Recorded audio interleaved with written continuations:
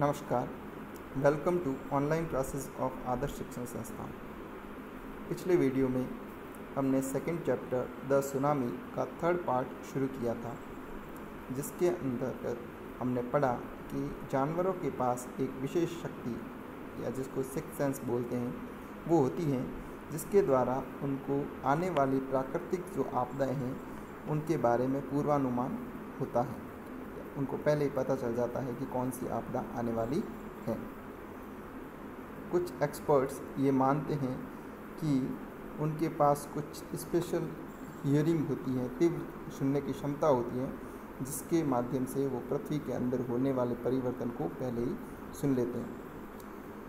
साथ ही पिछले वीडियो में आपको एक होमवर्क भी दिया था, जिसमें एक चित्र को देख करके, जिसमें एक बच्चा और कुत्ता दिया हुआ था, उसको देख करके आपको सुनामी के बाद की जो स्थिति होती है उसके ऊपर एक छोटा सा पैराग्राफ लिखना था। आई होप आप लोगों ने लिखा होगा। आगे का चैप्टर है वो हम इस वीडियो में शुरू करते हैं। Along India's Cuddalore coast where thousands of people perished, buffaloes, goats and dogs were found unharmed.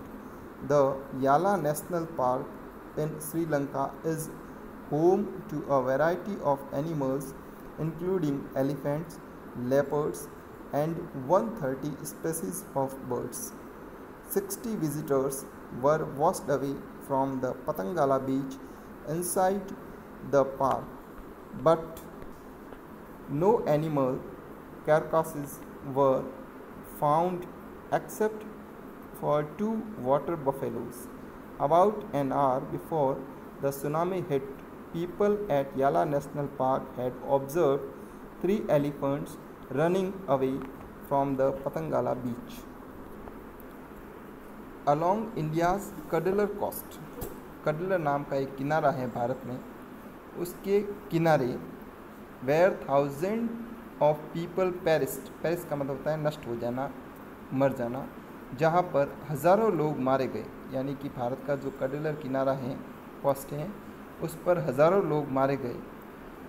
Buffaloes, gots and dogs were found unharmed, लेकिन उसी किनारे पर जो जानवर बंधे हुए थे, जैसे बफेलोज, भैंस, बकरियाँ और कुत्ते वगैरह थे, वो अनहार्म्ड थे। अनहार्म्ड का मतलब होता है जिनको कोई क्षति नहीं पहुंची। यानी कि हज़ारों लोग तो मारे गए, लेकिन वहाँ पे जो जानवर थे उनको किसी प्रकार की क्षति नहीं पहुंची।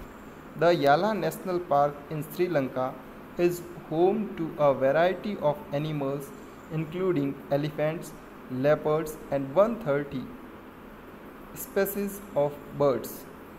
जो श्रीलंका का याला नेशनल पार्क है वो कई प्रकार के वैरायटी ऑफ एनिमल्स, विविध प्रकार के जो जानवर हैं उनका घर है, जिनमें हाथी, तेंदुए और 130 प्रकार के पक्षियों की जो प्रजातियां हैं, स्पेसीज का मतलब होता है प्रजातियां, वहाँ पर 130 प्रकार के पक्षियों की प्रजातियां पाई जाती हैं।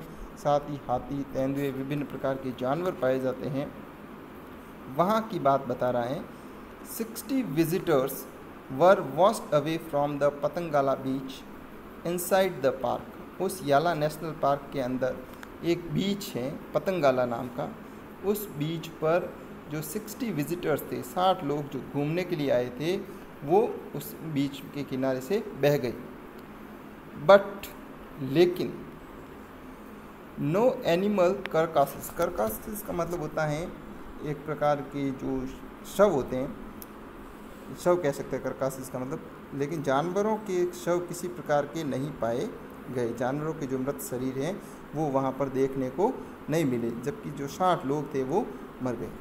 एक्सेप्ट फॉर 2 वाटर बफेलोज, केवल 2 भैंसों के शव वहाँ पर ज़रूर मिले जो पानी के अंदर थी, यानी कि जो किसी कारण से पानी के अंदर गई थी, वो ज़रूर बह गई थी। उसके अलावा किसी भी प्रकार के जानवर को कोई नुकसान नहीं पहुँचा, जबकि वहाँ पर 60 लोग हैं वो मारे गए।